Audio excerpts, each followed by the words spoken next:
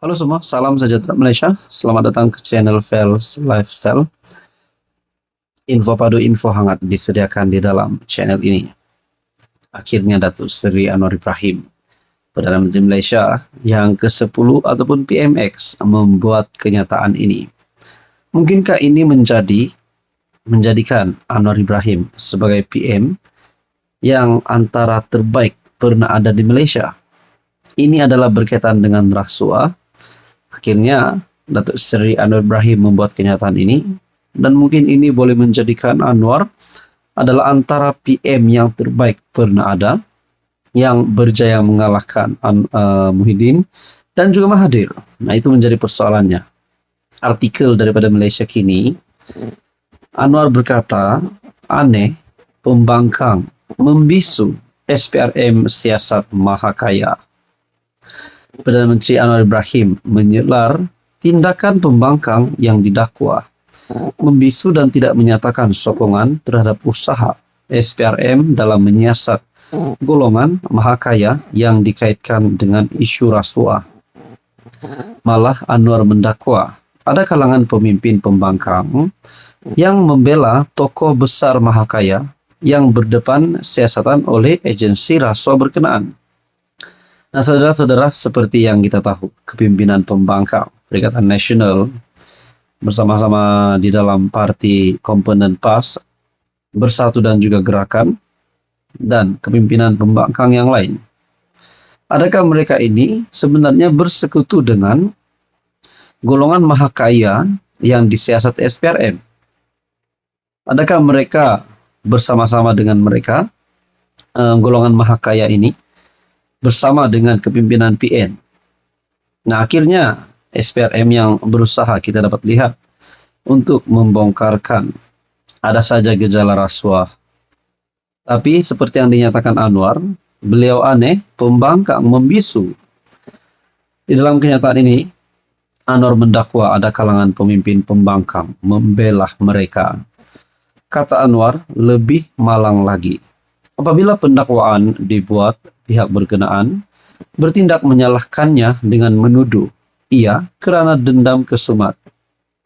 Saya lihat di parlimen, pembangkang menggelupur seolah-olah marah, benci dan tak ada suara pembangkang yang sokong langkah membantras rasuah. Bagi saya aneh. Saya semasa menjadi pembangkang, bila ada cadangan pemerintah berkenaan usul SPRM, saya dukung. Malah saya kata belum cukup berani tindakan diambil kerajaan. Baru-baru ini ada tindakan SPRM terhadap salah satu tokoh besar yang dianggap paling maha kaya. Belum ada suara daripada pembangkang. Walaupun tidak menyebut sebarang nama, Anwar dipercayai merujuk kepada bekas Menteri Kewangan Daim Zainuddin dan istrinya Naimah Abdul Khalid yang menuduh PM menyimpan dendam lama apabila SPRM melancarkan siasatan ke atas kekayaan mereka. Daim dan Naimah masing-masing didakwa pada 29 dan 23 Januari kerana gagal mengisytiharkan harta mereka kepada SPRM. SPRM juga sebelum ini mengarahkan anak bekas PM, Dr. Mahathir, Mirzan dan Mokhzani untuk mengisytiharkan harta.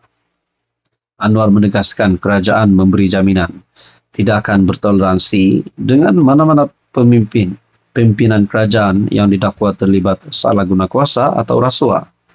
Tegasnya pihak berkuasa berkaitan termasuk SPRM bebas menyiasat mana-mana pemimpin kerajaan. Mungkin kita dapat lihat di sini, inilah kehebatan Datuk Seri Anwar Ibrahim. Apa komen Anda? Sekian saja, teruskan bersama di dalam channel ini. Jangan lupa tekan butang like, share dan juga subscribe. Halo semua, salam sejahtera Malaysia, tuan-tuan dan puan yang amat dihormati. Sebelum ini, kita dikejutkan dengan pendedahan SPRM berkaitan dengan Spenco, di mana ini melibatkan dana yang begitu banyak, dan akhirnya pendedahan ini juga menyebut nama bekas Perdana Menteri dan juga bekas Menteri Kewangan. Walaupun sebelum ini tidak didedahkan identiti bekas Menteri Kewangan yang akan dipanggil SPRM, tetapi umum sudah mengetahui bekas Menteri Kewangan yang dinyatakan adalah Tengku Zafrul. Nah, kita bercakap tentang bekas Menteri Kewangan, di bawah pimpinan Widin Yasin dan juga Ismail Sabri Yaakob, yaitu Tengku Zafrul. Ini satu artikel daripada Malaysia Kini yang bertajuk Tengku Zafrul enggan ulas isu kontrak Spenco. Menteri Pelaburan, Perdagangan dan Industri Tengku Zafrul Abdul Aziz enggan mengulas berkenaan penglibatannya dalam penganugerahan kontrak membekal dan menguruskan kenderaan kerajaan kepada Spenco Sdn Bhd. Kontrak itu diberikan pada 2020 ketika Zafrul menjadi Menteri Keuangan di bawah pentadbiran Muhyiddin Yassin sebagai Perdana Menteri. Acara ini tiada kaitan dengan perkara itu. Saya tiada komen. Anda tanya Menteri Keuangan sekarang, katanya dalam sidang media selepas persidangan media tahunan Lembaga Pembangunan Pelaburan Malaysia di Kuala Lumpur. Sebelum ini, pada Sabtu lalu, Muhyiddin menafikan dakwaan salah laku berkenaan kontrak itu, menyifatkannya sebahagian daripada siri pembunuhan karakter untuk menjejaskan reputasinya. Selepas konsesi 26 tahun Spenco untuk membekal dan menguruskan kenderaan kerajaan tamat pada 2019, satu tender dibuka untuk kontrak bagi 15 tahun seterusnya. Walaupun Berjaya Group dan Nazah Sdn Bhd membentuk konsortium untuk membuat bidaan dan dilaporkan mendapat surat hasrat ataupun LOI selepas membuat bidaan terendah. Surat itu dibatalkan pada 2020, yaitu ketika pentadbiran Muhyiddin dan kontrak diberikan kepada Spenco. Menurut laporan, bidaan yang dibuat Nazah Berjaya adalah kurang RM700 juta berbanding tawaran Spenco. Susulan itu pengasas Berjaya, Vincent Tan mengheret Kementerian Keuangan dan Spenco ke mahkamah pada tahun lalu. Pada 20 Februari lalu, Ketua Pesuruhjaya SPRM Azam Baki berkata, pihaknya telah merakam keterangan seorang bekas Menteri Keuangan bagi membantu siasatan berkenaan. Tanpa merujuk sebarang nama, Azam berkata menteri itu berkhidmat pada 2020 hingga 2021 yang jelas merujuk kepada Zafrul. Sementara itu Zafrul berkata prestasi ringgit akan memberi kesan berbeza kepada sektor pelaburan. Nah, kita bercakap berkaitan dengan isu kontrak Spenco. Isu rasuah ini berkaitan dengan penganugerahan kontrak membekal dan menguruskan kenderaan kerajaan, di mana Widin Yassin sendiri membuat kenyataan bahwa menafikan ada dakwaan salah laku berkenaan kontrak itu.